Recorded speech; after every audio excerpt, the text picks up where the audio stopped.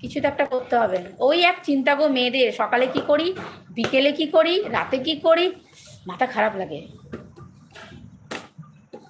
আগের জন্মে ছেলে হয়ে জন্মাবো। ভাবি আছে, ভাবি আছে।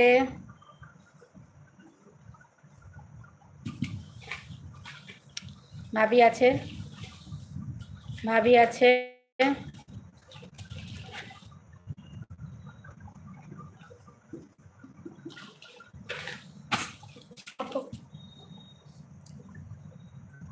চললেই ভালো, দাঁড়িয়ে গেলে না মুশকিল হয়ে যাবে।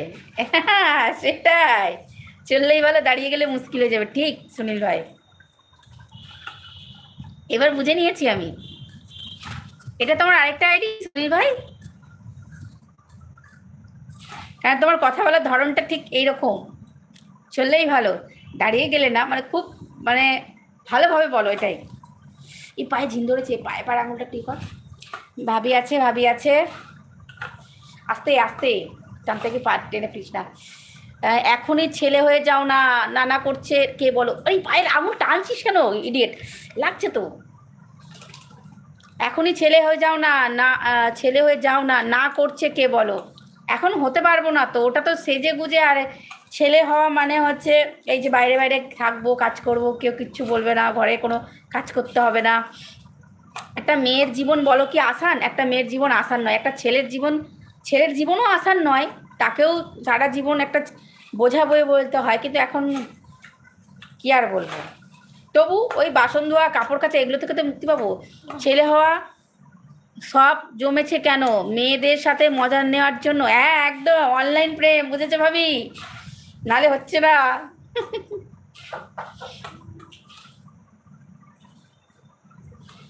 আমার কিন্তু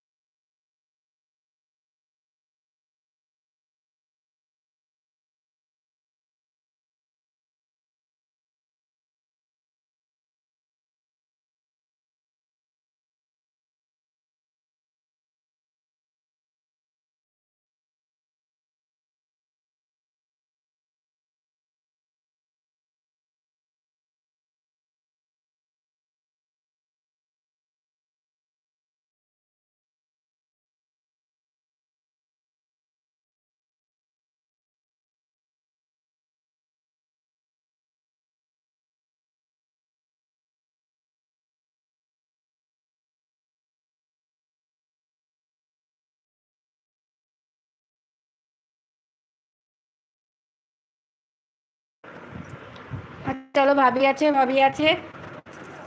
সরি সরি, ওই ছেলের সাথে একটু বক বক করছিলাম গো, কিছু মনে করো না।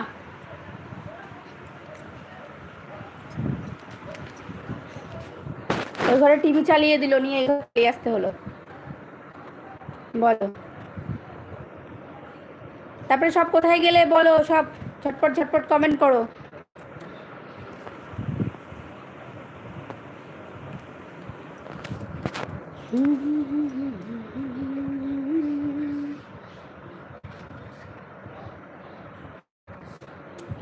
টপ নেমে গেল তো, টপ